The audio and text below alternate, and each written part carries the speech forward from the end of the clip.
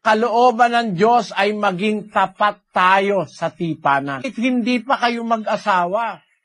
Kasi yung tipanan nga, papunta na yun sa pag-aasawa eh.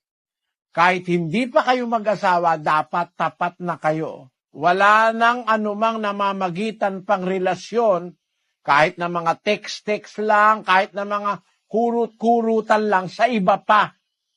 Diyan ang gagaling yung mga pangangaliwa, yung mga hindi pagiging tapat sa tipanan, na meron ka ng katipan, nag-a-outing ka pa sa kasama ng ibang babae o ibang lalaki. Huwag tayong matuto ng lakad ng mga taong walang Diyos na parang nilalaro lang ang pakikipagkatipanan.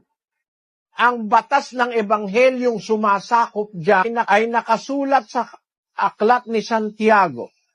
Basahin natin ang Santiago. Ngunit higit sa lahat ng mga bagay, mga kapatid ko, ay huwag ninyong ipanumpa kahit ang langit, ni ang lupa, ni ang anumang ibang sumpa, kundi ang inyong oo ay maging oo, at ang inyong hindi ay maging hindi, upang kayo'y huwag mga hulog sa ilalim ng hatol. Batas yan ng Ebanghelyo. Ang oo nyo, maging oo. Ang hindi nyo, maging hindi, upang huwag kayong mahulog sa ilalim ng hatol. Ito'y batas, hindi lang sa isang grupo, batas ito pati sa magkatipan. Halimbawa, sumagot ka babae, o payag ka na ba, tayo na ang magkasintahan, sabi ng lalaki. Pag sagot mo na payag ka, may obligasyon ka nang huwag ka nang makikipagkasintahan pa sa iba. Pag sumagot si lalaki na, ako na ba ang talagang kasintahan mo? Tayo na ba talaga hanggang sa dumating yung panahon na tayo magpapakasal na? Tayo na ba talaga ang magkasintahan?